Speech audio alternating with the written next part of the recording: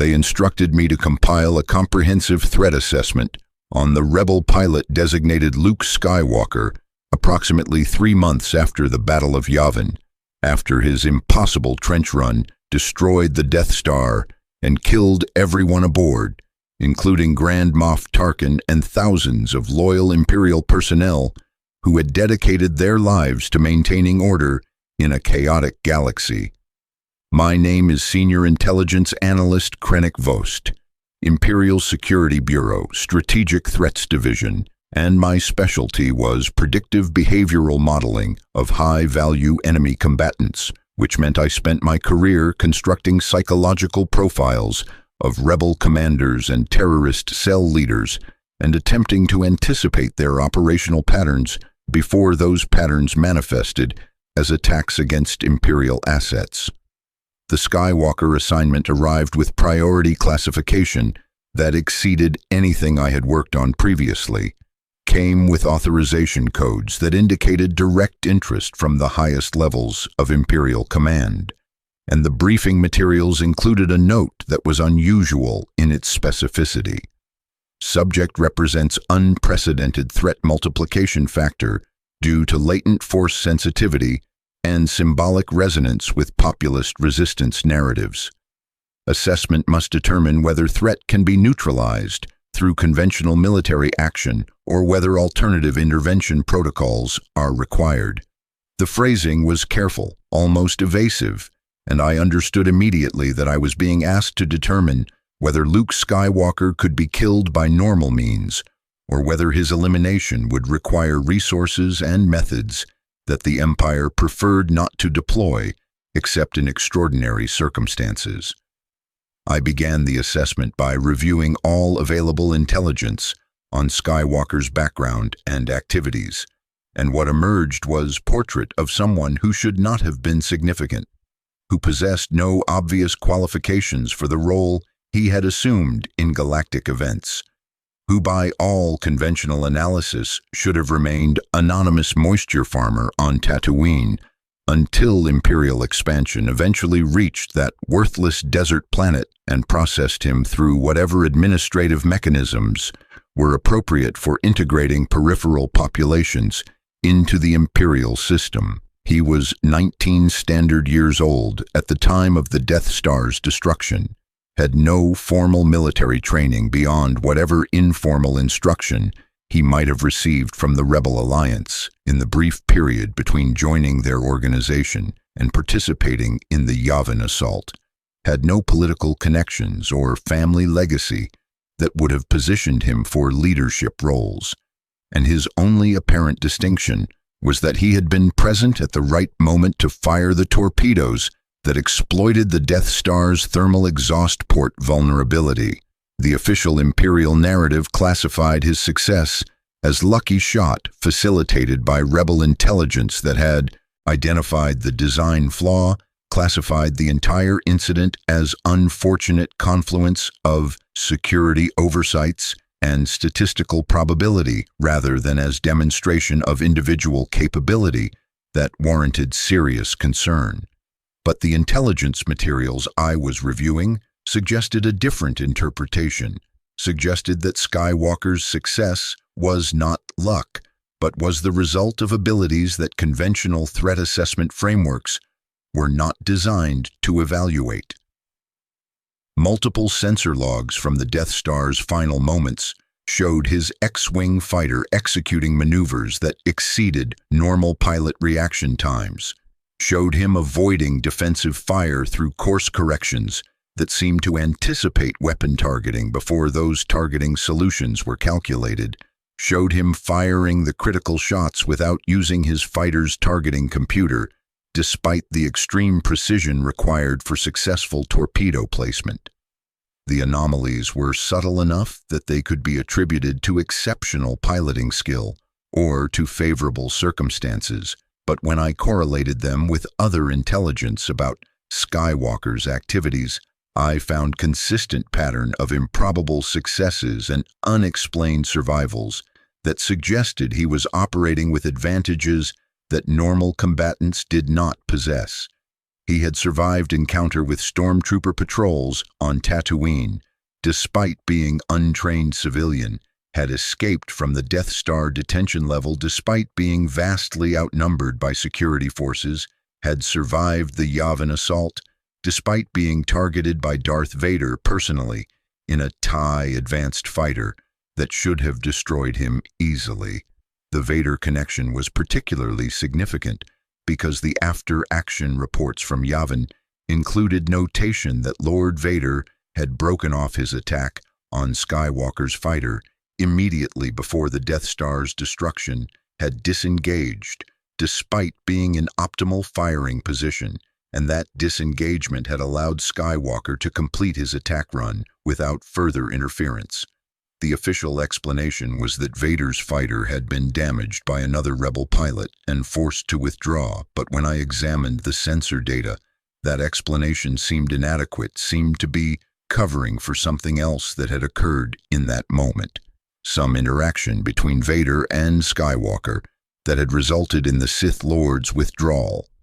I flagged this discrepancy in my preliminary notes, marked it as requiring additional investigation, and requested access to any debriefing records from Lord Vader regarding his Yavin engagement, but that request was denied with explanation that Lord Vader's operational reports were classified above my clearance level and that my assessment should focus on conventional threat analysis rather than on attempting to evaluate Sith Lord tactical decisions.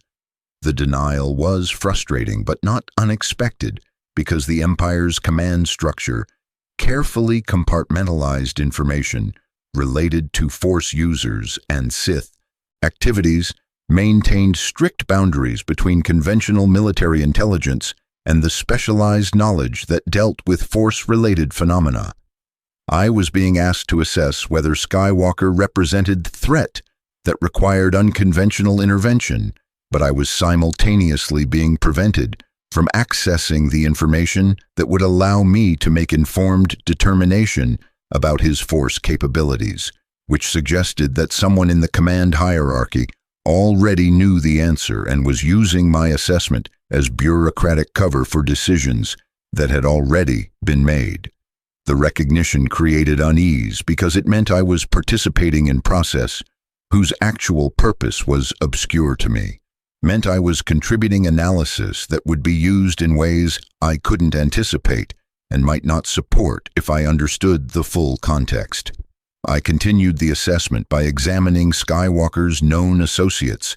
and the networks he was embedded in, trying to understand the social and organizational structures that had enabled his rise from anonymous farm boy to celebrated rebel hero. The most significant relationship was with Ben Kenobi, the hermit who had lived near the Lars moisture farm on Tatooine and who had apparently taken interest in Skywalker during his adolescence. Imperial records on Kenobi were extensive and classified, revealed that he was actually Obi-Wan Kenobi, former Jedi Master who had survived the Purge and gone into hiding on Tatooine, who had served in the Clone Wars and who had trained Anakin Skywalker before that individual's transformation into Darth Vader. The connection suggested that Luke Skywalker's abilities were not random genetic lottery but were the result of deliberate training by experienced Jedi, that his success at Yavin was not luck but was application of Force techniques that Kenobi had taught him during whatever brief period they had together before Kenobi's death at Vader's hands aboard the Death Star. The Kenobi training hypothesis explained several of the anomalies in Skywalker's performance, explained the enhanced reaction times and the improbable survivals and the targeting accuracy that had allowed him to destroy the Death Star. But it also raised disturbing questions about what other training Skywalker might have received and what capabilities he might develop as he continued to access whatever Force potential Kenobi had identified in him. The Jedi had been eliminated specifically because their Force abilities made them dangerous to Imperial authority, made them capable of influencing events in ways that normal political or military power could not counter, and the possibility that a new Jedi was emerging within the Rebel Alliance represented threat multiplication that exceeded conventional threat categories.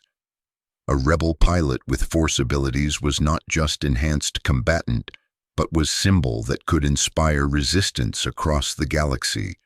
was living contradiction of Imperial propaganda that claimed the Jedi had been corrupt failures whose elimination was necessary for galactic stability, was potential nucleus around which Force-sensitive individuals might gather and reconstitute the kind of organized Force user community that the Empire had worked systematically to prevent from reforming. I documented these concerns in my assessment, outlined the strategic implications of Skywalker's continued survival and development, and recommended immediate action to eliminate him before he could complete whatever training Kenobi had initiated and before he could become focal point for broader Force user resistance. The recommendation was consistent with standard Imperial doctrine regarding Force-sensitive threats, was the obvious conclusion that any competent analyst would reach, given the available evidence, but submitting it created guilt that I hadn't anticipated, because I was recommending the death of 19-year-old who had done nothing except defend himself and his allies against Imperial aggression, who represented threat only because he possessed abilities he hadn't chosen and because he had been adopted by rebellion that was responding to legitimate grievances about Imperial governance. The guilt was irrational from professional standpoint, was allowing personal ethical considerations to interfere with objective threat assessment. But I couldn't dismiss it because something about Skywalker's profile suggested he was not typical rebel terrorist, but was someone who had been pulled into conflict he might not have chosen if circumstances had been different. The assessment went through multiple review levels within the ISB, accumulated annotations and supplementary analyses from senior officers who had access to intelligence I didn't, and when it returned to me for final revision, it included new directive. I was to expand the assessment to include evaluation of whether Skywalker could be turned, whether his rebel allegiance was sufficiently contingent that he might be recruited to Imperial service if appropriate incentives were offered.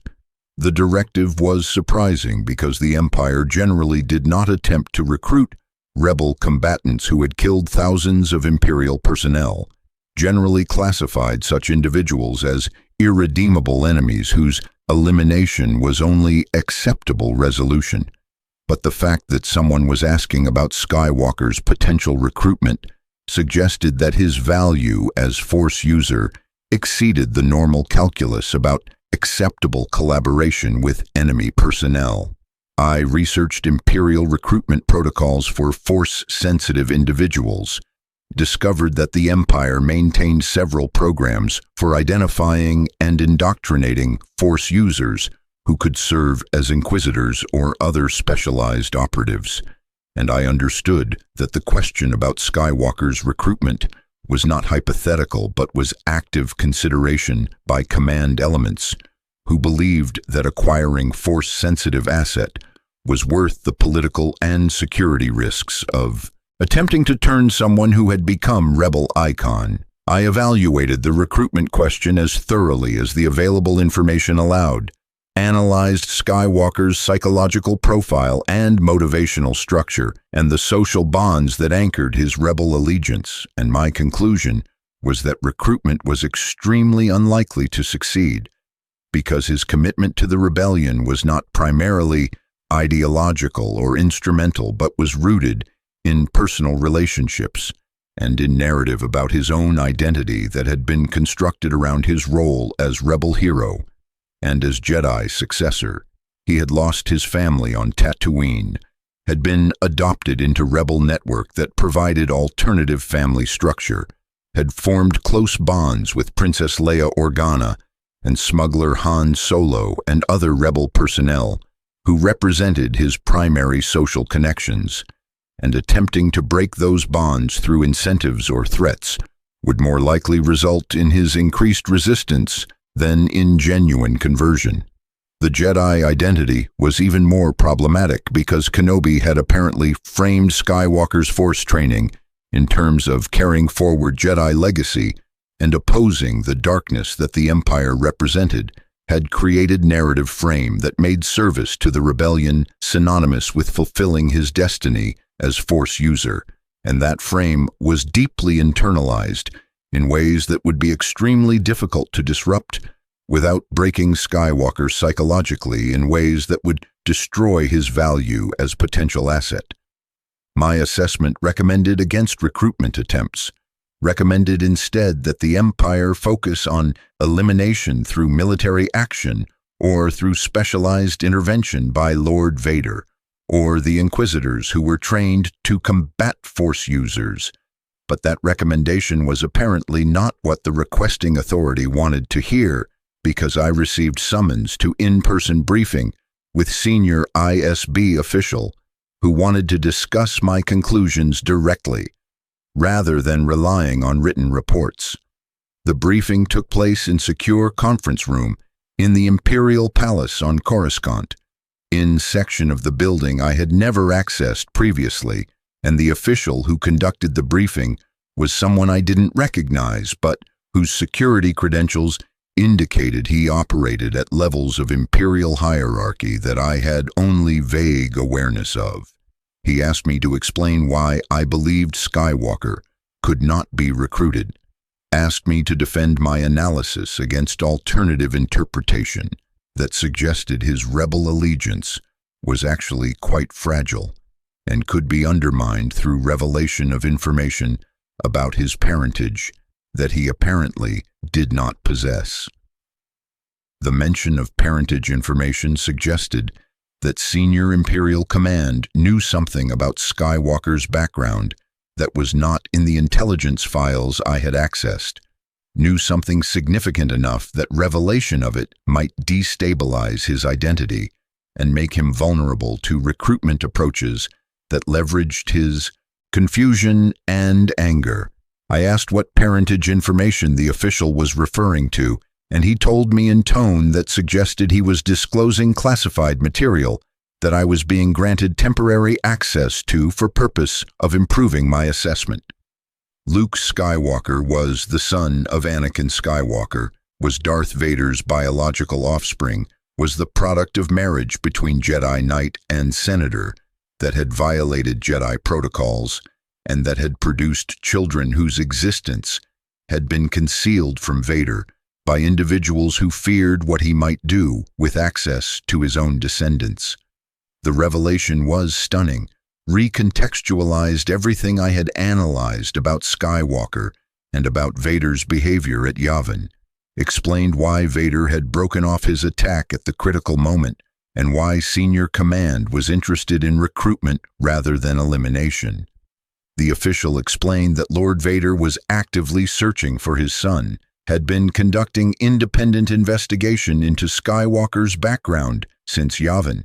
and had recently confirmed the biological relationship through sources that the ISB was not fully informed about. The Emperor was aware of Vader's interest and had apparently decided to support it, had authorized approaches to Skywalker that would attempt to leverage the father-son relationship to bring him into Imperial service, had calculated that the strategic value of acquiring Force-sensitive Skywalker bloodline exceeded the risks of allowing Vader to make contact with Son who might influence him in unpredictable ways. My role in this plan was to provide updated assessment that incorporated the parentage revelation, to evaluate how Skywalker was likely to respond when he learned that his father was alive and was the Empire's second most powerful figure, to recommend optimal approaches for leveraging that information to create psychological conditions favorable to his recruitment. The assignment was far more complex than my original threat assessment, required me to model psychological responses to information that would fundamentally destabilize Skywalker's identity and that might produce range of outcomes from complete breakdown to violent rejection to the Imperial desired outcome of confused vulnerability that could be shaped through careful manipulation. I worked on the revised assessment for 6 weeks, consulted with psychological warfare specialists, and with the limited number of Imperial personnel who had expertise in Force user psychology. And what I produced was detailed analysis of how the parentage revelation would likely affect Skywalker's sense of self and his relationship to the rebellion and his understanding of his Force training. The analysis predicted that he would experience severe identity crisis when he learned the truth, that his entire narrative about being Jedi's successor who opposed the darkness would be complicated by recognition that the darkness was his father, and that his Force abilities were inherited from someone who had fallen to the dark side, and that this crisis would create temporary window of vulnerability during which he might be receptive to recruitment approaches that offered alternative narrative about his identity and purpose. But the analysis also warned that the recruitment window would be brief and that attempting to exploit it too aggressively would likely backfire, that Skywalker's core commitments to his rebel friends and to the broader values that Kenobi had instilled in him would reassert themselves unless the recruitment approach could successfully address those commitments rather than simply ignoring them. I recommended that any recruitment attempt should avoid direct threats or coercion, should instead focus on appealing to Skywalker's desire to understand his father and his heritage, should present joining Vader as way to access knowledge and training that the rebellion could not provide, and should carefully avoid presenting the choice as absolute binary between rebellion and empire, but should instead frame it as exploration of his own nature that could be pursued through relationship with his father, regardless of broader political allegiances. The recommendation was subtle and probably too optimistic about possibility of maintaining ambiguous loyalties in context of galactic civil war, but it represented my best assessment of approach that had any probability of success, given what I understood about Skywalker's psychology. The assessment was accepted and apparently formed basis for whatever operational planning the Emperor and Vader were conducting regarding Skywalker, and I was reassigned to other projects with instructions that I was to maintain absolute silence about the Skywalker analysis and about the parentage information I had been exposed to. The reassignment should have been the end of my involvement in Skywalker's story, should have meant I returned to normal intelligence work, while other personnel implemented whatever plans my assessment had informed. But instead, I found myself continuing to track his activities through the intelligence reports that crossed my desk, continuing to monitor his development and the trajectory of his legend, because I had become invested in question of whether my predictions about his psychological responses would be accurate, and because I felt strange sense of responsibility for having contributed analysis that was being used to manipulate someone who did not deserve the attention of the Empire's most sophisticated psychological warfare apparatus. The reports over the following years showed Skywalker continuing to operate as rebel pilot and as increasingly prominent rebel hero, whose symbolic importance exceeded his tactical contributions. He participated in multiple operations against Imperial targets, survived numerous encounters that should have been fatal, and gradually developed his Force abilities through means that the intelligence community could not fully determine, which suggested he had found training resources beyond what Kenobi had provided and was actively working to complete his transformation into functional Jedi, despite lacking the institutional support that traditional Jedi training had required. The development was concerning from Imperial perspective because it meant that my assessment's prediction about brief recruitment window was probably inaccurate, that Skywalker was not remaining vulnerable, but was instead becoming more confident in his identity and his capabilities, and that the eventual confrontation between him and Vader would involve more evenly matched Force users than the Emperor had likely anticipated when authorizing the recruitment approach. The confrontation came at Cloud City on Bespin, approximately 3 years after Yavin, and the intelligence reports about that encounter were fragmentary and contradictory, but suggested that Vader had revealed the parentage information and had attempted to recruit Skywalker exactly as my assessment had recommended, but that the recruitment had failed catastrophically,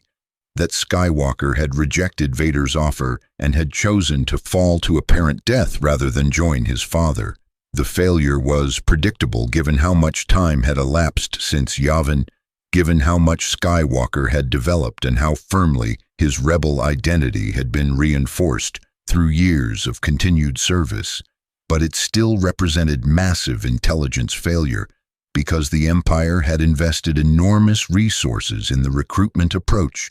and had lost the opportunity to eliminate Skywalker when he was less capable, and now he was powerful enough to survive encounter with Vader and to remain committed to the rebellion despite learning the most destabilizing possible information about his origins.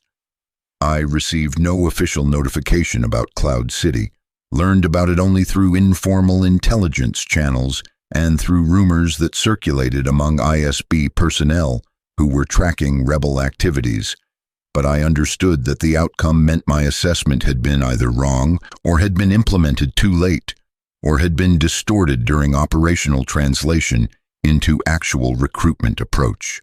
The uncertainty troubled me because I didn't know which of those explanations was accurate, didn't know whether I had failed analytically or whether competent analysis had been undermined by poor execution. And that uncertainty meant I couldn't learn from the failure or adjust my future assessments to account for whatever error had occurred.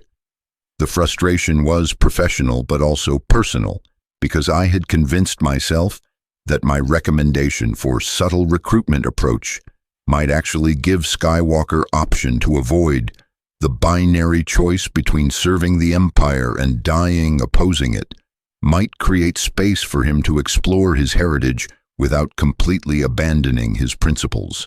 And the failure meant he had been forced into exactly the kind of absolute choice that I had warned against, and that he had made the choice that committed him irrevocably to opposing Vader and the Emperor until one side destroyed the other.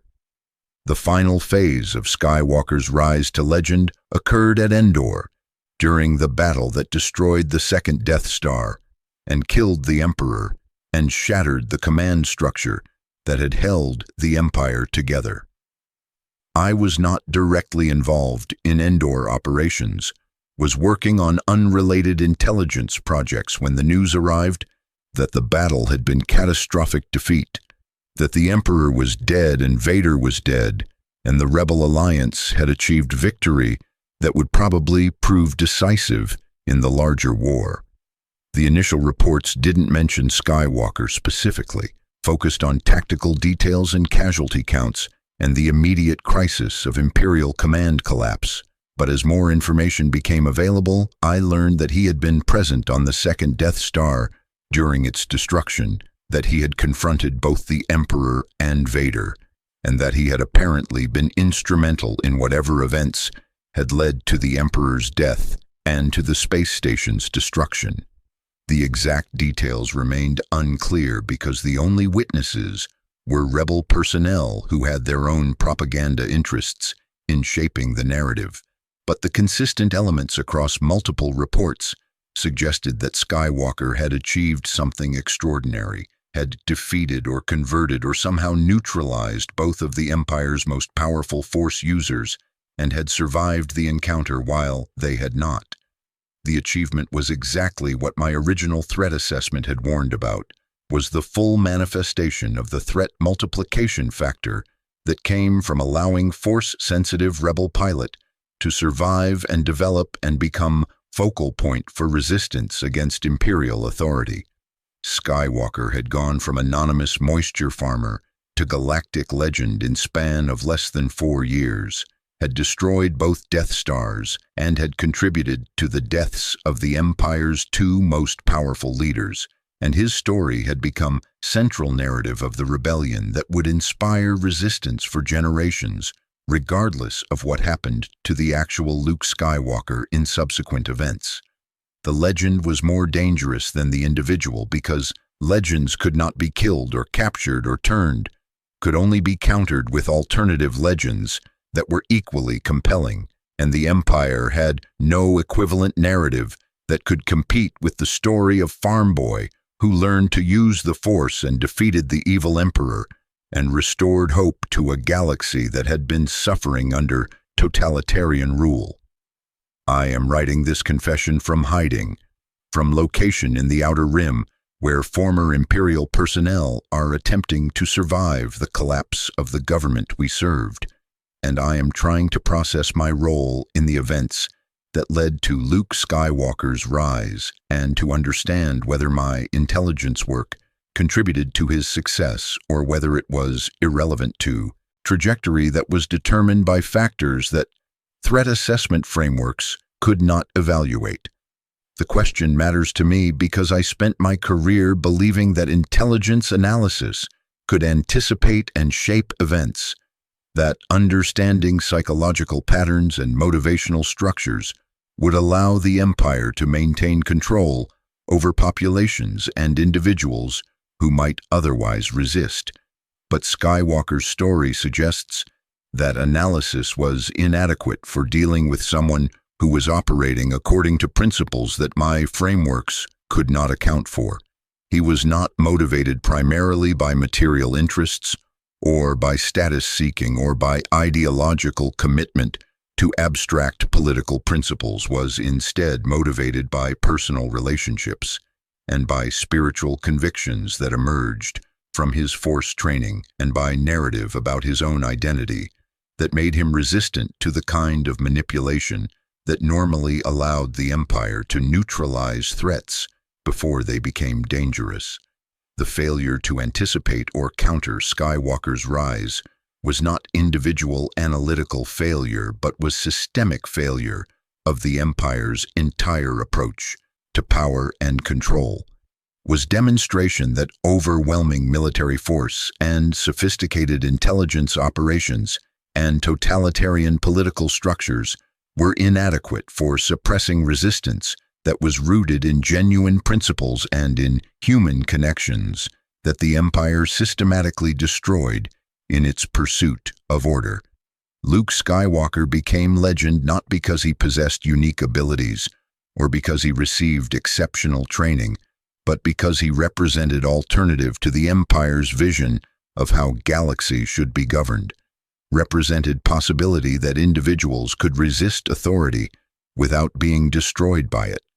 represented hope that oppressive systems could be defeated by people who were willing to sacrifice everything for values they believed in. The legend was dangerous to the Empire specifically because it was true, because Skywalker actually had resisted and actually had survived and actually had contributed to the Empire's defeat. And that truth meant that the Empire's propaganda about the inevitability of imperial authority and the futility of resistance was exposed as lie that could no longer be sustained. I don't know what happened to Luke Skywalker after Endor, whether he continued his Jedi training or whether he participated in the formation of whatever government emerges from the rebellion's victory, whether he remained the idealistic farm boy who believed in redemption and hope,